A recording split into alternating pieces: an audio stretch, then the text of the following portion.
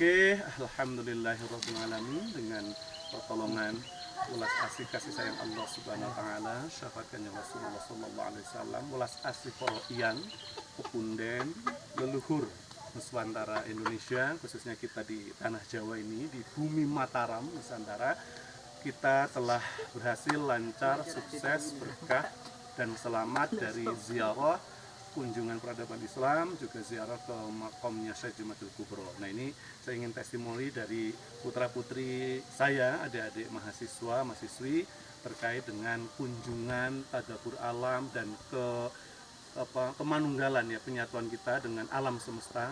Dan ini semua karena kita punya sifat yang keberanian, sifat percaya diri, punya sifat seperti sifat Tuhan ya, yakni sidik amanah tabligh fatonah ya, sehingga kita itu bisa dengan izin Allah sampai di atas. Untuk itu saya mau nanya ke Mbak Naya. Gimana Mbak Naya, minta opini, pendapat, komentarnya hasil kunjungan peradaban Islam yang juga ini syarat dengan sejarah dan peradaban Islam sebagai kakek atau kakeknya Wali Songo, yaitu Syekh Jumatul Kubro, keturunan ketujukannya Rasulullah, atau kalau dalam literasi atau referensi yang ada beberapa menyebut ini generasi Wali Songo pertama gitu ya. Tapi yang paling terkenal yang kita ketahui adalah Wali Songo yang sekarang, Sunan Kalijogo. Kemudian ada tadabbur, tafakur alam, menyerap frekuensi, vibrasi, energi alam dengan semuanya tentunya dengan izin dan dengan ridho atau pertolongan Allah Subhanahu wa taala. Monggo Mbak Naya, silakan. Iya, boleh. Ini pengalaman pertama saya mendatangi makam Syekh Jumatul Kubro. Udaranya segar, terus seru, jadi bisa lebih dekat dengan teman. Terus tadi bisa melihat hewan-hewan yang ada di sini juga. Ibadah juga didampingi. Sudah, kita aja. Oke, terus apa spirit atau motivasi atau harapan setelah turun dari sini, hikmah pelajaran yang bisa atau values yang bernilai yang bisa diambil oleh Mbak Naya untuk kedepannya nanti?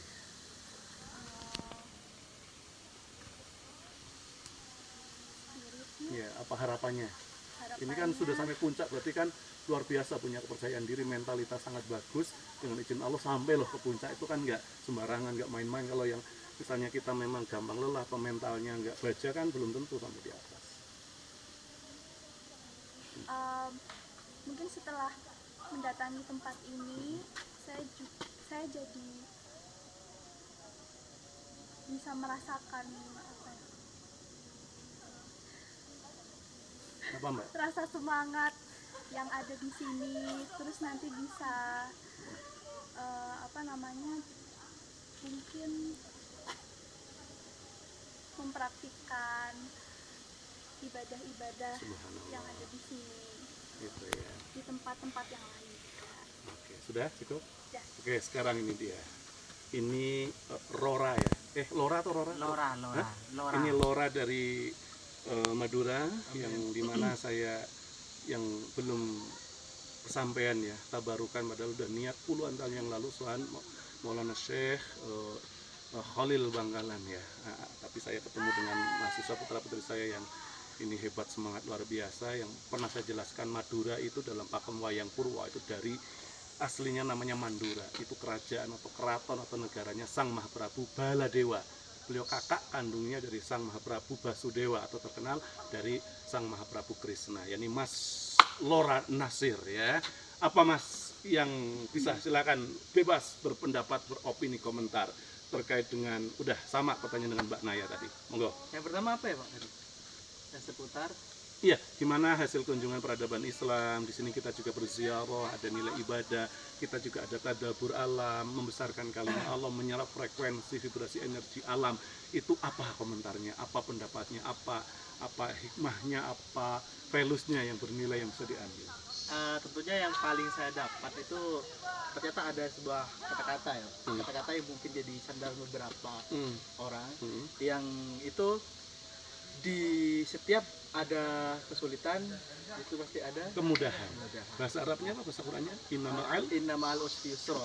Inna ma'al usri yusra. 2 kali loh Allah berfirman, berarti penegasan di balik kesulitan apapun Mbak Naya dan semua Mas Ismail pasti ada mudahan. Apalagi Mas? Ya, karena kita menaiki tangga kan Yes. dari sulitnya 1000 berapa? perjuangan 1743 guys, 743 tangga guys. dan itu Oke. melelahkan banget, serius, gak Subhanallah. bohong, swear. Oke, jujur.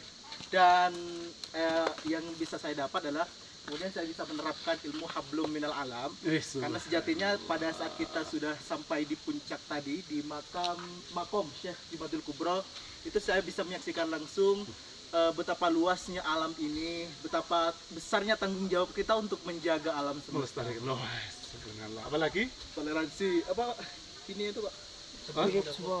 moderasi beragama. Ya moderasi berat, bukan interkoneksi, Integrasi, interkoneksi, religion, science, filosofi, agama Islam, Quran, Sunnah, ilmu pengetahuan, di sini ilmu geografi, geologi ya kan, dan ilmu botani, ilmu perbinatangan, ilmu pertumbuhan plus filosofi. Filosofinya adalah ternyata kalian semua sampai puncak, berarti kalian akan memperoleh apa tercapai cita-cita dan cinta kalian. Demikian, terima kasih Mas Nasir dan Mbak Naya.